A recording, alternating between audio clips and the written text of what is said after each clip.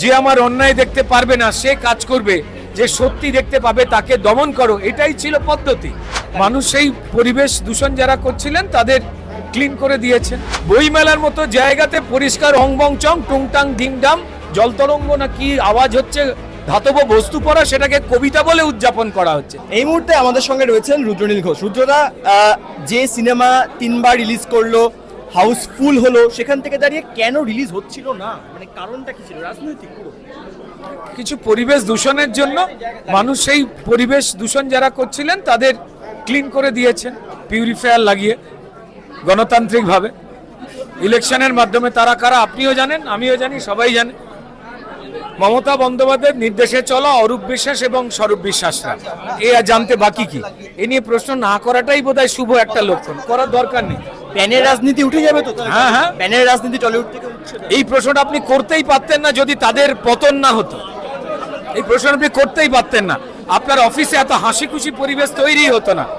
আপনার অফিস, আমাদের কাজের জায়গা, সবাই প্রাণ ভরে নিঃশ্বাস নিতে পারছে। দ্যাটস ফাইন, সেটাই তো হওয়ার দরকার রয়েছে। মতামতে তফাৎ থাকতে পারে, এই দেশকে ভালোবেসে এই দেশের মাটিতে এই দেশজ শিল্পগুলোকে বড় হয়ে উঠতে হবে, সংস্কৃতিগুলোকে বড় হয়ে উঠতে হবে। শুধুমাত্র সিনেমা নয়, প্রত্যেকটি আঙ্গিক, সেটা সাহিত্য জগৎ হোক, সেটা সঙ্গীত জগৎ হোক, সব কটা জগৎ, নৃত্য জগৎ হোক, পেন্টিং হোক, এভরিওয়্যার এই এই এই দাঁত নখ দিয়ে স্বজন পোষণ করা, পাইয়ে দাও। যে আমার অন্যায় দেখতে পারবে না সে কাজ করবে, যে সত্যি দেখতে পাবে তাকে দমন করো, এটাই ছিল পদ্ধতি। এই পদ্ধতি তো প্রণয়ন করা হয়েছিল। বললাম তো, শুধুমাত্র সিনেমা নয়, টেলিভিশন নয়, ওয়েব সিরিজ নয়, বইমেলা, বইমেলার মতো জায়গাতে পরিষ্কার অং বং চং টুংটাং ডিংডাম জলতরঙ্গ না কি আওয়াজ হচ্ছে, ধাতব বস্তু পড়া, সেটাকে কবিতা বলে উদযাপন করা হচ্ছে।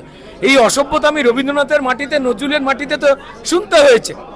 প্রকাশকেরা সেই বই ছাপতে বাধ্য হয়েছে, না ছাপলে তাদের গড্ডান যাবে। তো আমিও জানি, আপনিও জানেন, যাদের অধিকাংশ লোক হয়তো আপনার কাগজেও লেখালেখি করেছে। আপনি কি করবেন, তাই না?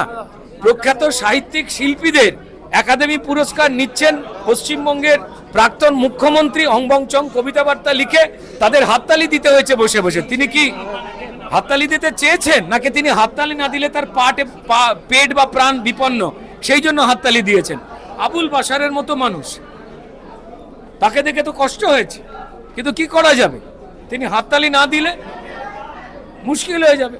একদম শেষ প্রশ্ন, নন্দনে সমস্ত রকম সিনেমা চলবে, কিন্তু আগে এই অভিযোগ উঠেছিল রং দেখে নাকি সিনেমা চালানো হতো এখানে। এটা স্বৈরাচারী শাসন ছিল, তারা প্রত্যেকটা, আপনারা আমার ছবি ছাপতে পেরেছেন নাকি আপনার মিডিয়ায়? স্বাভাবিকভাবেই তিনি যে বিষয়টি সামনে রাখলেন যে নন্দনে সমস্ত ধরনের সিনেমা চলবে তো, কারণ বারংবার এই অভিযোগ সামনে এসেছিল। যদিও তিনি বলছেন যে অভিযোগ ছিল না, কিন্তু কোথাও গিয়ে কিন্তু রুদ্রনীল ঘোষ স্পষ্ট জানিয়ে দিলেন যে রং না দেখে কিন্তু কাজ করতে হবে, রং দেখে কিন্তু কখনো শিল্প হয় না, এমনটা কিন্তু স্পষ্ট করলেন বিধায়ক তথা অভিনেতা রুদ্রনীল ঘোষ।